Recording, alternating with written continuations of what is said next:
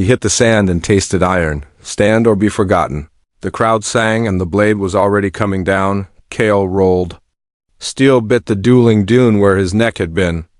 Grit stung his eyes. His left arm bled hard thin line, bright red, hissing where it met the salted arena. The salt drank it. The salt wanted more. Yield, rasped Jorah, his rival. You're not shipborne. I was born under rusted hulls, Cale said, forcing a grin he didn't feel. Close enough. They circled in the ring of lamps. Above them, the ship watched from its cradle, a sleek black crescent asleep and hungry, a storm pressed into metal.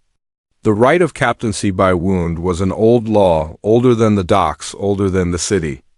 Bleed on the sand. Survive the duel?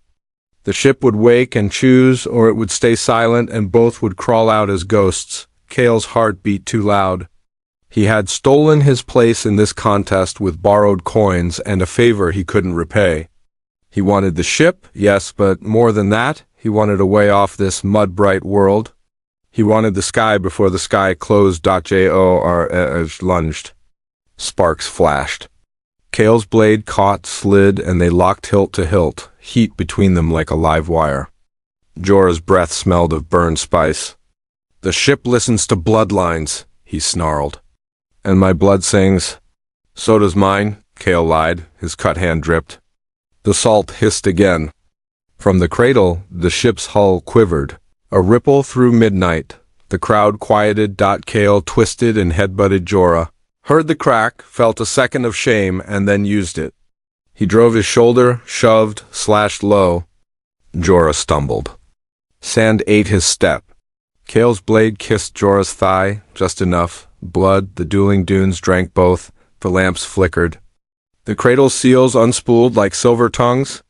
The ship's skin split along a seam that wasn't there moments ago.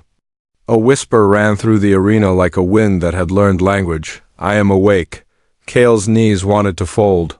He held the blade up anyway, as if the ship was an enemy. As if anything that big could be fought with steel. Jorah dropped to one knee, palms upraised. I claim the right. My mother sailed under the old star banners. My father died at a helm. I have the song? Cale said nothing. He had no song. Only a promise to a sister he couldn't keep if he stayed planetside. Only nights counting coins, days hauling oil, and a dream sharpened into a weapon. The voice filled the cradle. It was not male or female. It was distance. It was the long between stars. I choose my captain. Air left the arena. Cale's cut steamed. He waited for the ship to say Jorah's name and end him in one soft sentence. I choose you. Cale forgot his breath. Me? Jorah's face turned to stone. No. That's wrong. He's a sand rat. The ship's lights rolled once across its hull like an eye blinking. The iron stairs unfurled toward Cale, not to Jorah, not to the crowd. To him, by old law, the armorer called, voice shaking, the chosen rises. Touch the threshold or break the bond. Cale looked at his bleeding hand. The cut had turned black at the edges. He swallowed. He was not special. He knew this. He knew the way luck pulled you and only to drown you deeper. But the stairs waited. The sky waited. He climbed. With each step, his blood burned. The metal tasted him through his boots. His mind felt the ship's hum climb inside his bones. At the top, a door opened like a mouth, and a rush of cold air smelled like thunder. He stepped in. The bridge was a cathedral tall, dark, alive with threads of light like veins under glass. Screens stirred with star maps he couldn't read. A chair faced the void. It had no controls, just a cradle for a body. For a spine? Why me? He whispered. Because you bled and did not lie about wanting to live, the ship said. Others sing names. You sing need and... Your blood remembers me? My blood? He laughed, too sharp. You've got the wrong man. Midpoint twist. In the glass a ghost flickered, her face thin. Her hair the same ash black as Cale's sister's, except older by decades. She touched the screen from the other side like it was skin. Her voice was a memory inside the ship's voice. Cale, she said. If you're hearing this, the curse took root. He froze. His sister had never left the planet. This was not her. But the eyes were the same. The scar on the chin. The sun wrinkle at the left brow from squinting against bad mornings. What is this? He asked. The ship dimmed. A hush crossed the bridge. Like holding a breath, the legend you call captaincy by wound began as defense, not honor, the ship said. I carry a prisoner. A Star Eater bound in the coils behind my heart. The captain's blood is my lock. Your line forged that lock. Your line alone renews it. Kale's mouth went dry. What? A thing that eats suns, the ship said calmly, as though naming a weather. It sleeps now. It woke once when a captain died by blade instead of oath.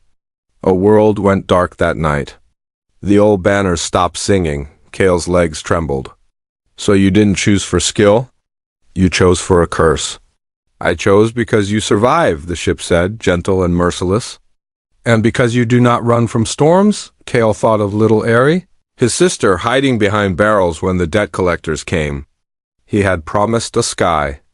Now the sky had turned into a lock. Outside, the crowd still shouted names. Down the stair, Jorah had not moved. His jaw worked like he was chewing grief. Can I still captain? Kale asked, voice small. Fly? Choose routes? Make a life? You can, the ship said. The lock wants a hand. It does not care where the hand goes. He set his palm on the chair. Cold seared up his arm, through his shoulder, into his spine. Stars burst behind his eyes. He saw tunnels of blue-dark space, cities like silver dust, the long arc of a comet shaped like a blade. He felt the thing asleep in the coils. It pulsed once like a second heartbeat. Don't wake, he begged it. I have nothing to feed you. On the sand below, Jorah raised his blade, high the salute of surrender twisted into a warning. Guards lifted rifles. Someone screamed. The lamps went out. Every lamp. Every light in the dock. The whole bay fell into black like a curtain had slammed. Down, Kale felt the Star Eater turn in its sleep. The ship stiffened under him. Not me, it said. Something else. A low sound rolled across the city like a mountain grinding its teeth. Pirates? Kale guessed. Not pirates. The ship's tone went thin.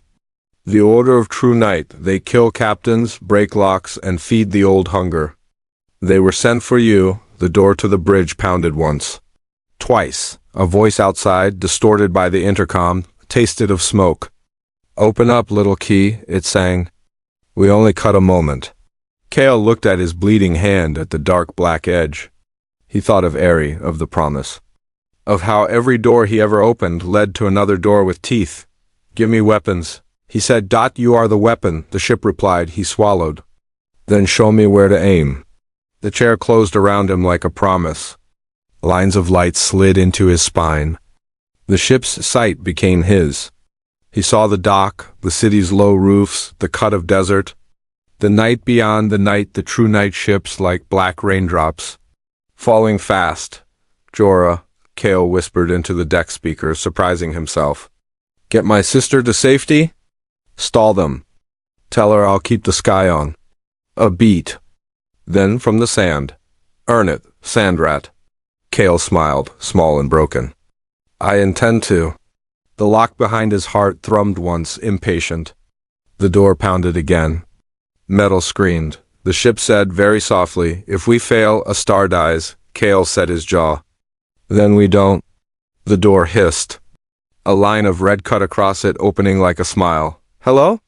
Little key, the voice purred through the split. Kale breathed once in, out, and sent the ship its first order. Bite. Want the next chapter before the airlock shuts? Follow now for part 2.